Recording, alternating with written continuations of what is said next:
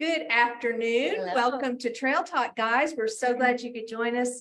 We are here live in our classroom studio Yes, ma'am. at the Chisholm Trail Heritage Center in Duncan, Oklahoma. I'm Edie, And I am Mary.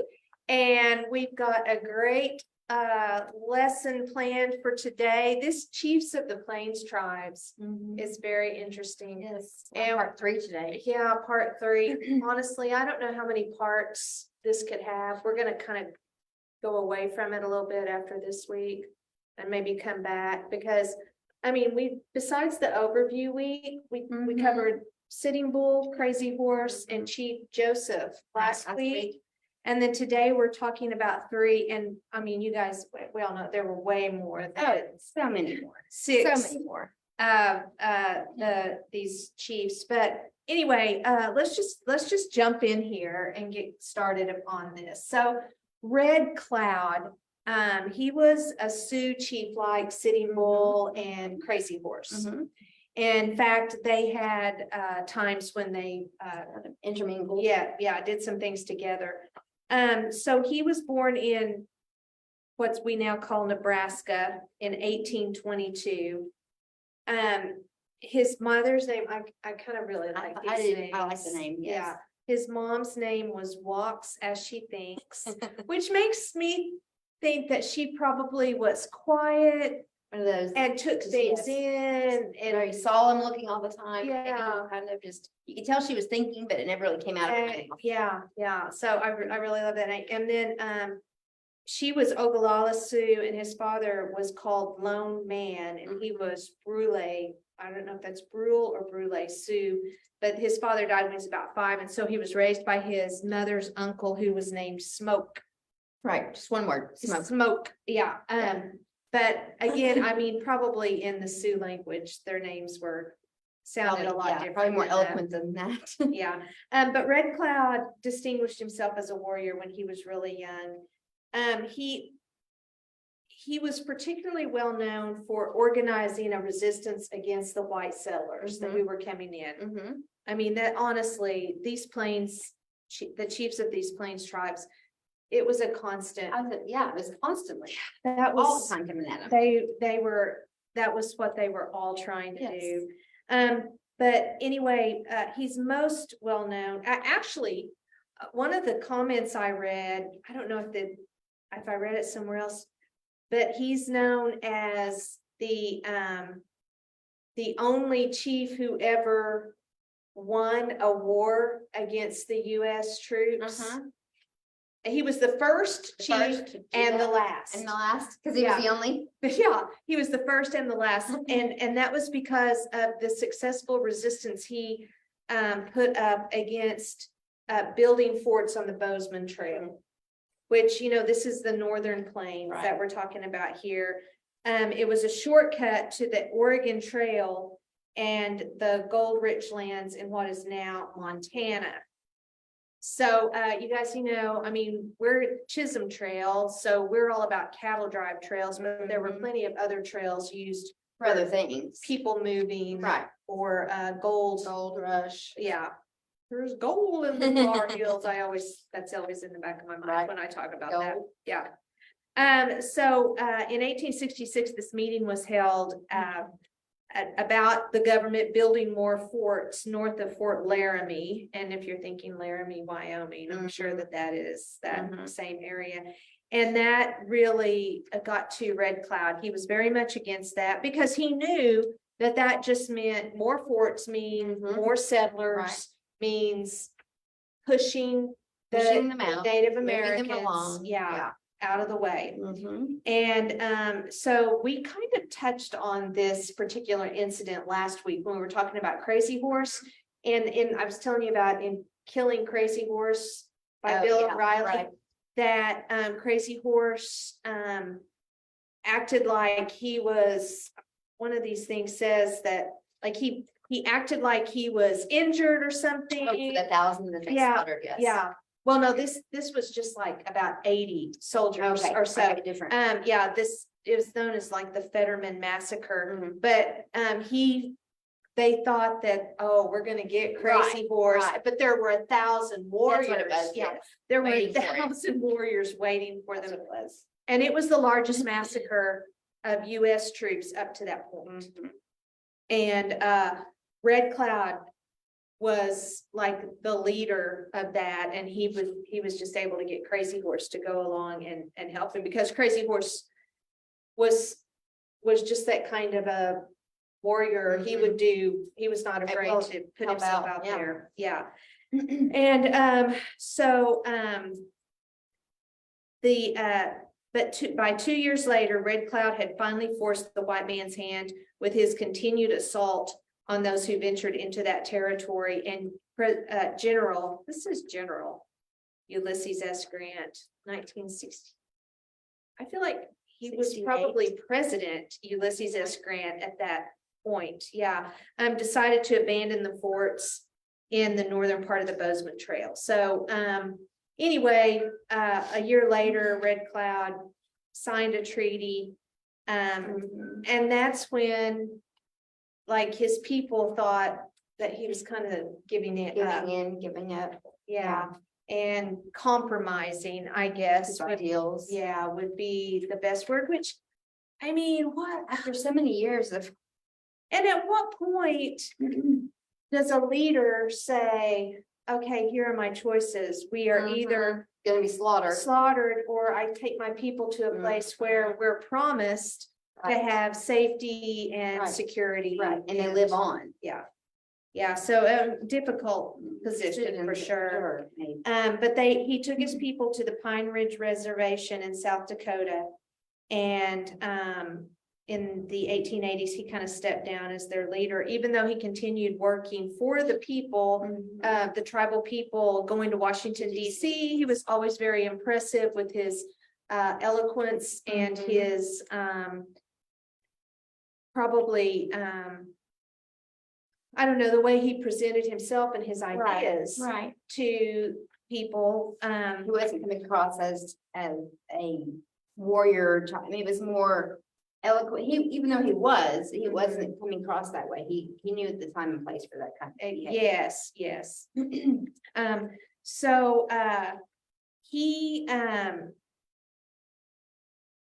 he was able to make a broad alliance amongst all of the Sioux people.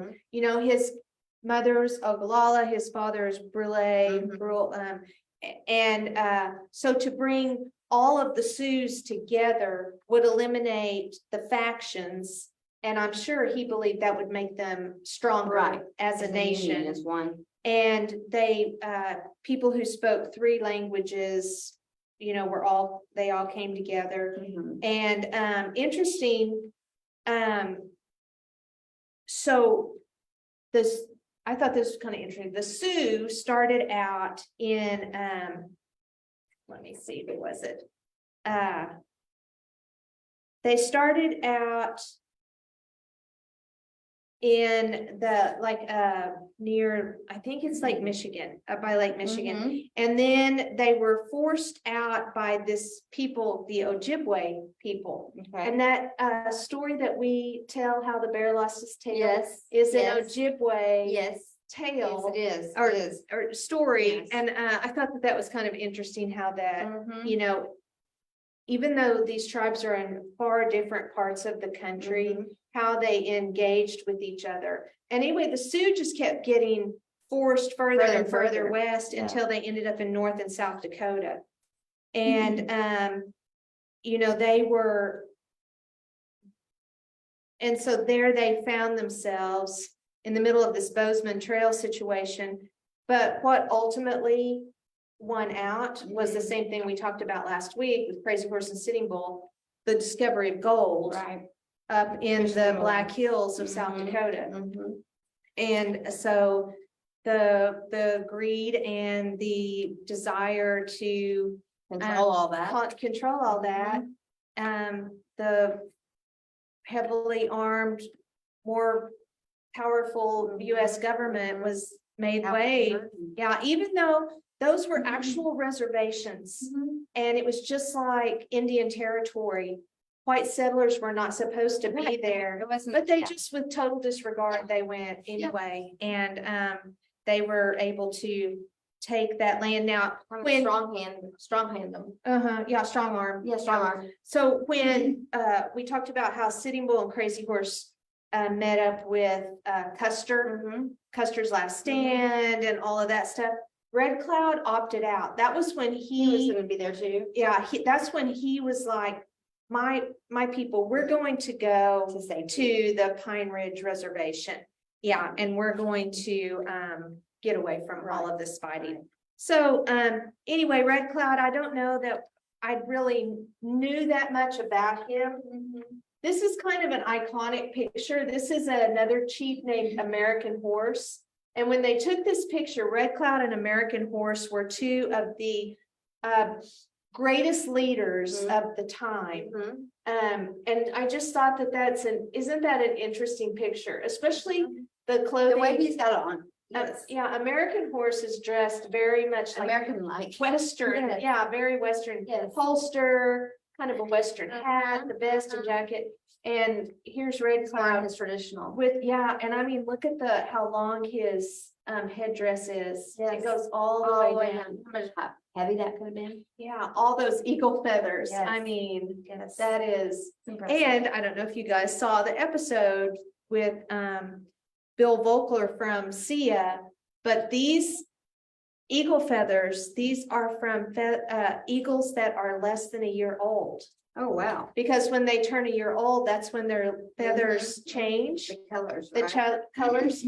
And so when you see them like this, those are even rare, Right, more rare, right. you know, to find those feathers. So that's kind of a cool, interesting thing to know about Native Americans. Yeah, so, okay, now we're gonna switch gears and talk about Quanah Parker. I am kind of, I don't know, I kind of love the story of Quanah Parker. When I first came to work here, maybe this is one reason I like it so much. His life was the first one I really researched for the character I was gonna do, because I was telling the story, about him to introduce the lesson. But I was a cousin of his mother's. Okay, that's who you were interpreting. And that's who I was interpreting. I was telling the story from his mother's cousin's perspective. Turns out my family is related to Cynthia and Parker. Really? To his mother, yeah. I mean, it's a very distant relative of Right, mine, but but it's I still was there, like, your lineage. we're cousins. Yeah, but everything I ever read back then, I read fiction and nonfiction about him. I just really was kind of getting my first rabbit hole. Yeah, I I'll was just gonna say, call that it was her deep dive. Yeah. That people always commented on how tall he was, how physically fit he was, how handsome he was, and how he really drew the attention of everyone who saw him, how he kind of was able to just kind of walk into a space and people averted their eye, well, not averted, to turn their eyes Right. to him. The attention went to him immediately. He was charismatic and just really drew people. And so because of that, he became after he surrendered his people and they moved to they surrendered at Fort Sill. For years after that, he used all of those qualities, those characteristics of his personality to really influence how Native Americans were treated and all of those things. Use it to his advantage. He really did, and he knew exactly What he was doing. He knew exactly, but I kind of get ahead of myself, but I just think that this is a fantastic picture of him. And no matter what, after he surrendered, at no time did he ever get rid of his braids. He always wore his braids. Yeah.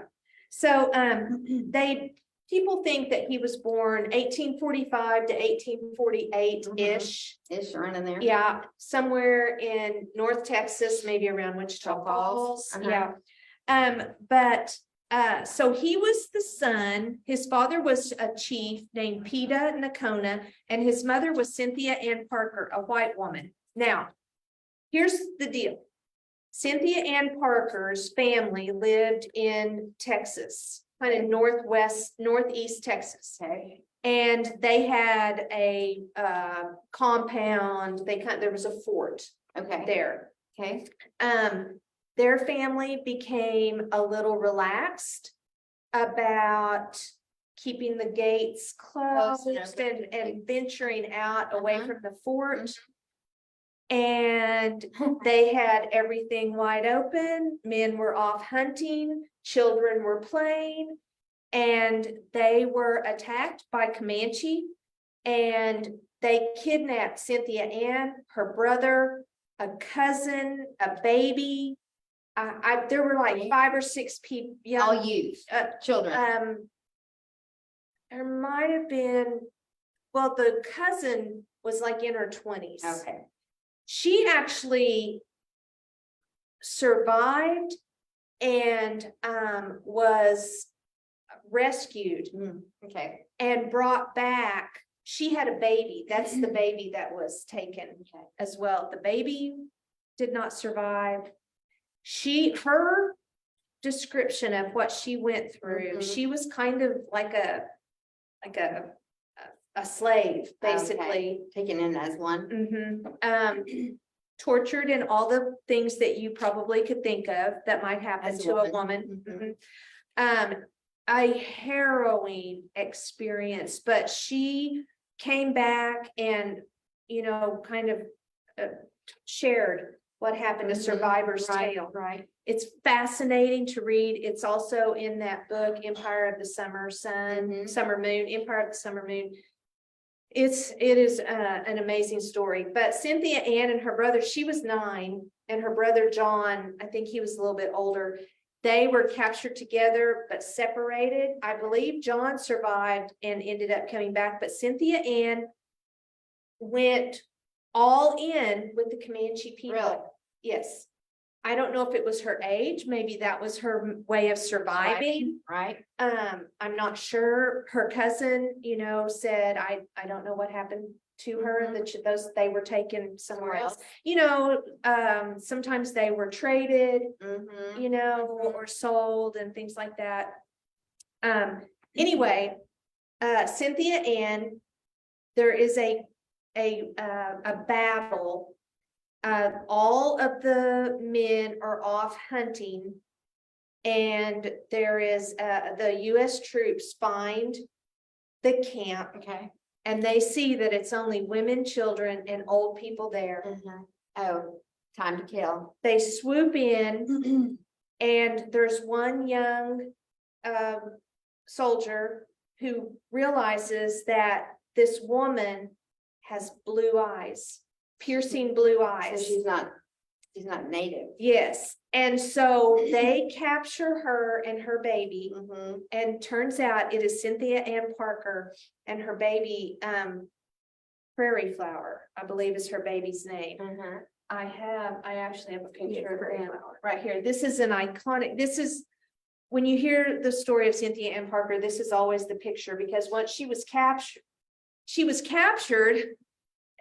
and that would have been her point of view, that she was captured by the soldiers, because her life, that's all she had known. she was Comanche Right. in her heart.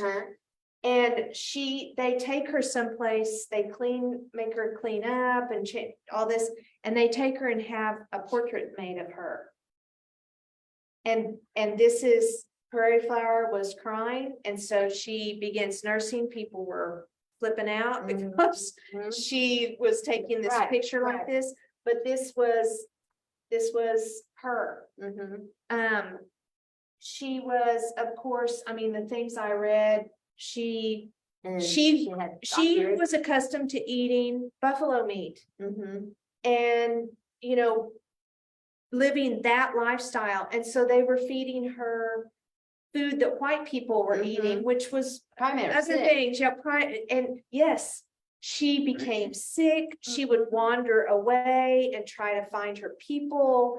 She was heartbroken. Her family was gone. She had two sons, Quanah and another son. And anyway, Prairie Flower becomes sick. This is after a couple of years. Okay. Prairie Flower becomes sick. She dies. And then Cynthia Ann Parker dies not long after that, probably of a broken heart. Right. It's a sad story. And it's a story where you're like, well, her family, they wanted her. They wanted her to come back and be with them, but all the things, all the years that had passed in between, she was different. She'd grown to do, a whole nother lifestyle. I mean, that is like one of those stories that there's just no There's good. no right or wrong. Yeah. There's just no winning in the end. Yeah. So anyway, Quanah is her son. I love that picture, but here's one where he's a little older, you can see, and still just, I mean, who would want to mess with this guy, right? This guy looks like I am in charge and I know it. Those eyes, he's just like, demanding. Oh my goodness. Anyway, so there was speculation about whether or not his father was killed on that attack. No one ever found his father, but no one ever heard of his father again. Quanah said his father lived beyond that because his father would not have been a really old person at that time. Anyway, so Quanah becomes a leader. He was a chief's son, and so he was able to step up and be a leader of people. And he was mainly with the led the, I want to be sure I say this right, and not the Quahati, I believe. Is that right? Yeah, Quahati. He led the Quahati band of Comanches. And he did, I mean, like these amazing attacks and they, you know, all these things. But more and more, I'll say this, fewer and fewer native peoples were still outside Indian territory. Most everyone had been taken into or forced to go onto the reservations because of all these different occurrences. But Quanah was the last chief to surrender. His people, they had been attacked in this canyon, the Red River Indian War, which was in retaliation for the attack at Adobe Walls. These are all these fierce battles that you should look up and read about because yes, they are. But Quanah's people were starving, they were sick, and they were dying, and he brought them in and surrendered at Fort Sill. But even after that, he would convince the soldiers or the Indian agents, whoever, that his people needed to take a ride, and they let them go out and ride. Not that they were going to be really finding any buffalo to kill or anything, but they would go off on rides or just get away because they just felt so squashed and so smothered. I mean, they were used to the open, and just riding and living. This was not their way of life. Yeah, this was so foreign to them. Anyway, sometimes they'd get in trouble and they'd come back, but Quanah just, man, he just kept himself. He's just one of those guys. So he settled on the reservation. He's persuaded other Comanche bands to conform. He became known as the principal chief of all the Comanches, even though that wasn't even a thing.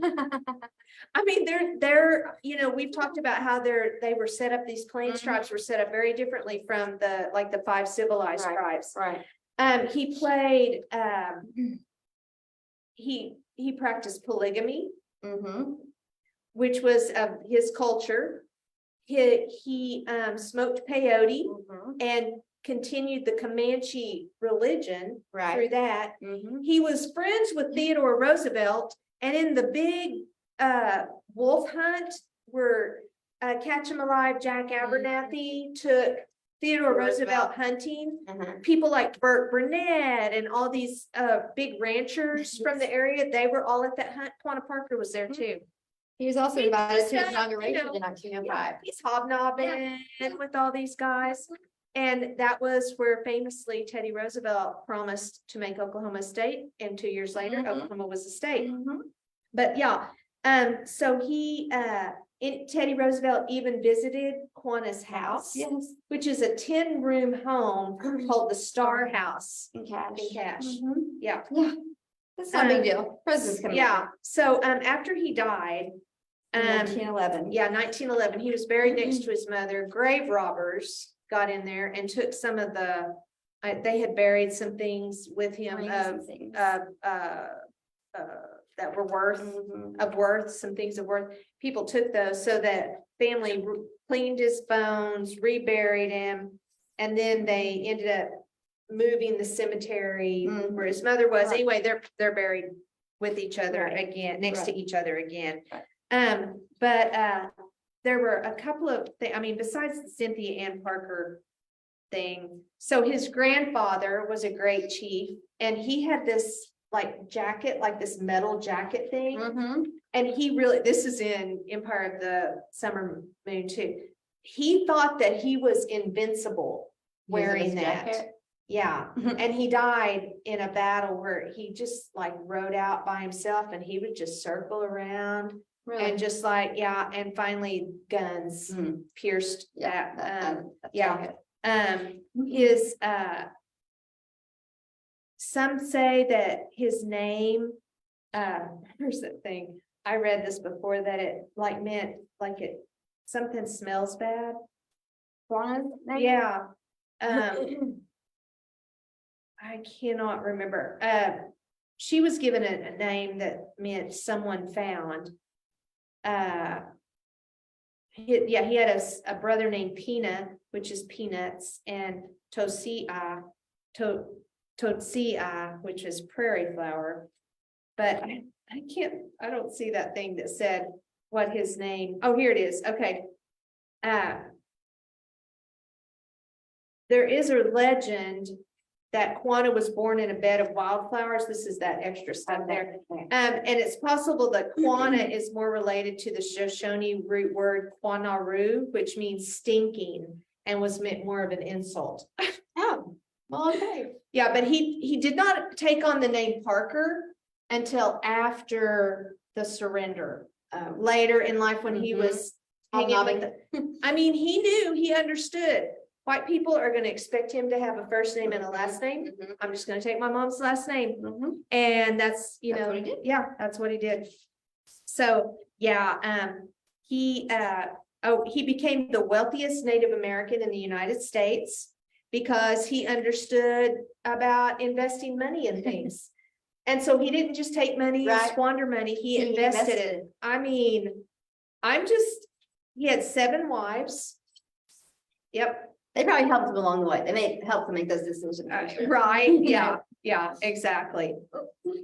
So anyway, Quanah Parker, I mean, this guy, there are probably so many great stories and legends about him and the way he was able to adapt and really prosper after the surrender. Right. Yeah. And most people would just kind of, just go in and, make their life and kind of just willow away. Exactly. I mean, he took advantage of every opportunity that was put before him. Yes, he did. And nobody got the best of Quanah Parker. He was going to have the last word and do it how he wanted. Exactly. All right. So lastly, today we're going to talk about Geronimo. Now, Geronimo was a fierce leader. Yeah, that face. Yeah. But Very fierce. the motivation, you may not know this. So he was born in what we call Arizona today. And his wife and children were slaughtered by soldiers, U.S. troops. And that is what changed him. He was forever driven after that to revenge, basically. Yeah. And I mean, I'm not going to point fingers or blame, because I don't know, maybe I would be the same way. Right. Don't ever know how you'll react in a situation like that. There's a little people are unsure about where his name Geronimo came from. Some say it was a mispronunciation. He is Chiricahua Apache, and his Apache name was Goyakla, which means one who yawns. But Geronimo is Spanish for Jerome. And during one battle, the troops were heard to be calling out to Saint Jerome to save them. And they call him Geronimo from that. I don't know. Experience. You know, there's never just like one sure story on those things. Exactly. But he fought alongside Cochise. That's a person we have not spoken about yet. They had guerrilla-like raids and attacks. The Apache were all pretty fierce warriors. Yes. And they did not mess around. They really didn't have, I'm gonna say Tolerance? like empathy. No, they I did not. don't think that they really had empathy like within their culture. That, and remember, I'm looking at it from a white Christian growing up kind of person, not someone who lived out in those times where they, you know, it was all out survival of the fittest sometimes. And so I have not had that kind of experience. Civilized, but they were to them civilized. That was just their way of life. Exactly. And people knew, I mean, just like talking about Red Cloud and the Sioux, well, they were forced out by one tribe and then another tribe and another tribe. It just happened. It just happened. Right. So anyway, Geronimo, oh, another thing too. Did you guys as kids ever like jump off of something and go, Geronimo? So during World War II, paratroopers would say that when they jumped out of planes, kind of giving a nod to Geronimo and his bravery that he always exhibited, which I thought that was kind of funny. But so westward expansion, as we know, had a primary effect on the lives of the Plains tribes.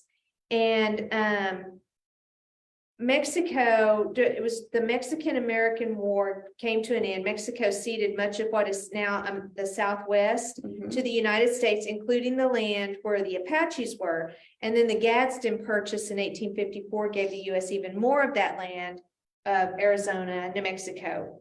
So the government in 1872 created a reservation for the Chiricahua Apaches in Arizona. Geronimo was not having it, did not want to be stuck on a reservation. And the landscape out there are mountains, there are hills, there are ravines, there are all of these places where people who know the country Can hide. Yeah, exactly. And so Geronimo had the advantage of knowing the country very well. And he did not think that bullets could harm him. And it appeared that that was true. Really? Yeah, because he continually escaped skirmishes. He was wounded multiple times, but he always recovered. He became a newspaper sensation, which if you are on the side that wants to get Geronimo is never a good thing, because then he becomes popular in the general public. And they'll be more willing to help him and hide him. It's like Bonnie and Clyde or something or Billy like the that. Kid. Yes, exactly. So in let's see, in 1885, Geronimo, who was 55, led 135 Apaches on a daring escape from the reservation. To avoid capture by the cavalry and Apache scouts, he often pushed the men, women, and children to travel as far as 70 miles a day. Ooh, that's trucking it. Yes. Geronimo and his band raided both Mexican and American settlements, killing civilians. So in 1886, General George Crook forced Geronimo to surrender, but at the last minute, Geronimo and 40 followers escaped in the cover of darkness. 5,000 U.S. soldiers, almost 1/4 of the standing army and 3,000 Mexicans pursued the escapees, and they held out for 5 months. All of those people after him for 5 months. Can you That- imagine? No, isn't that? Can you imagine what was going on in his head? Haha, you guys send everybody you can, but you still can't get. I mean, I just find that to be, And then finally, he just has to turn himself in. yeah. But so Geronimo and his captives were sent to Florida.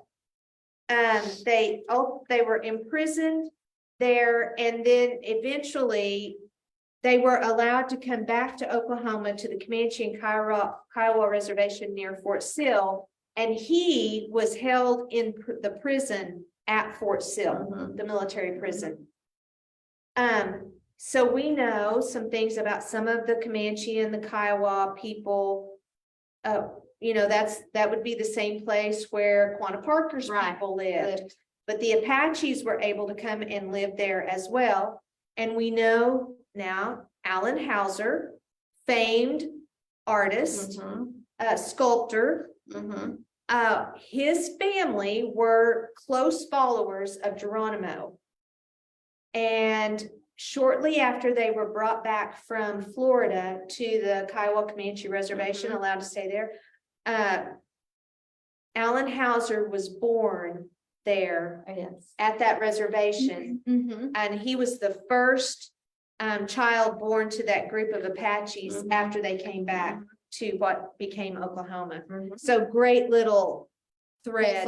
There. Yeah, there.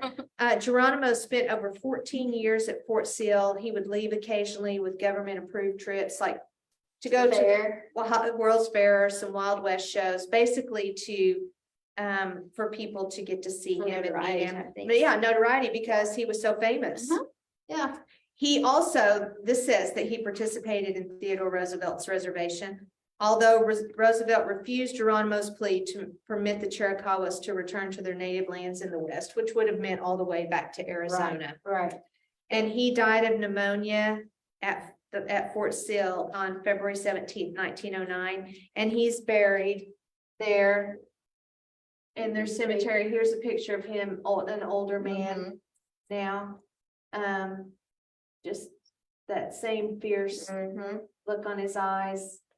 Just, I mean, nothing to smile about.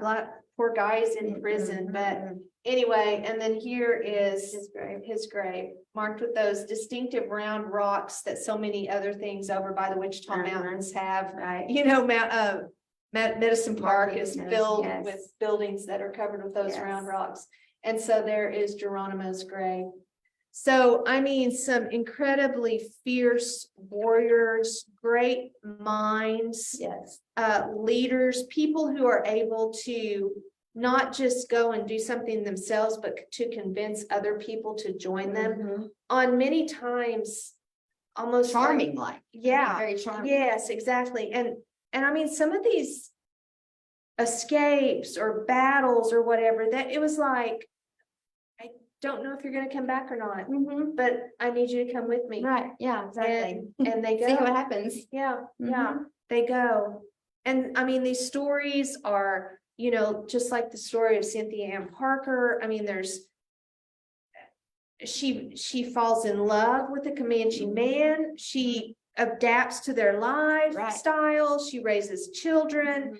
I mean, I don't know. It's just, there's so much woven into all of these stories. They really are. The thing about the fact that Geronimo's family was completely wiped out, motivating him. Yeah. For life. And, Red Cloud,